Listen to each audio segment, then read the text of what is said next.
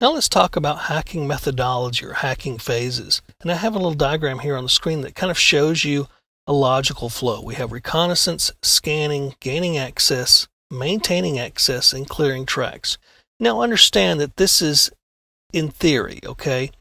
Typically a hacking engagement does not go as as linear as this. It doesn't flow as linear as you might think. And in some cases, while you're scanning a system, you might be doing recon on another system. While you're maintaining access on one, you also might be scanning or gaining access to another system. So it can be cyclic, and you can be doing actually multiple things at once. So understand that up front. But for the purposes of the exam, it's a linear model, and it goes from reconnaissance, scanning, gaining access, maintaining access, and clearing tracks. Let's talk a little bit more about each one. So we have this hacking methodology that EC Council through the CEH exam promulgates, and it starts with reconnaissance. And we're going to talk about all of these a lot more in depth as we go through the course. This is just kind of an introduction to this methodology for you. First of all, we have reconnaissance, and that's the preparation phase. Typically during this phase, we're preparing for the attack, but we're not doing anything actively to the organization or to its systems. What we may do is engage in either passive reconnaissance or active reconnaissance.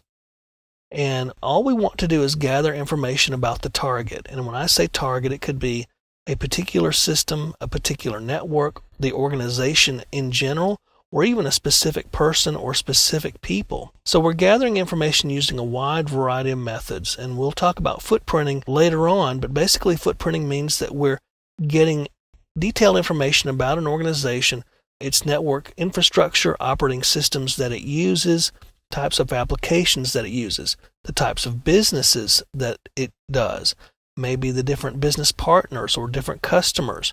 We're looking for ways into the system, possible attack vectors, ways to attack the organization or its network. So we're doing all this reconnaissance just to gather information. That's all this phase really is. Then we go into scanning, and scanning also has several sub-phases to it.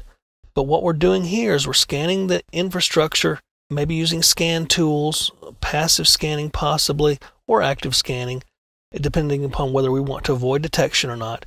And we're gathering infrastructure information.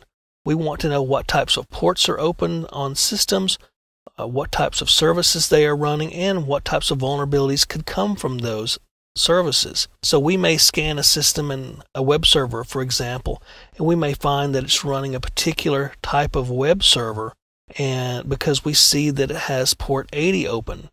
And then we might go and do some banner grabbing, get the exact kind of web server that's running, the version and everything, and then go find vulnerabilities, research vulnerabilities that are associated with that particular web server. So we're looking for vulnerability information in the form of open ports, services, what protocols it's using, what applications it may be using, what versions, and so forth. So we can get vulnerability information so we know what we're going to attack. The next phase of this is actually starts our attack, and that's gaining access. Again, there's several different things that go into this. We don't just attack once and gain access. We may actually exploit some of the vulnerabilities we found during the scanning phase. Maybe we'll use tools like Backtrack and Metasploit. But in any case, we actually penetrate the system. This is an active part of this methodology. We have direct contact with the organization and its networking and computing resources, maybe even its people. We may do social engineering to get access physically to an organization so we can get to a wiring closet and plug in or something. In this case, though, we actually penetrate the systems in the organization. In the next part of this, we maintain our access. Once we have our access, we've penetrated. What we want to do then is to keep our access, keep it going for as long as we can so we can steal data, exfiltrate data, maybe alter data or destroy it, depending upon what the goal is of this particular hack attack. We also may want to extend our access to other systems, kind of leapfrog. So we may get root access or administrative access on one box and then work from there on getting access to other boxes, kind of leapfrogging from box to box or system to system. We also may try to escalate access to the system. Maybe we got access as a low-level normal user account, but we want to get privileged access. We want the root account or the true administrator account for Windows.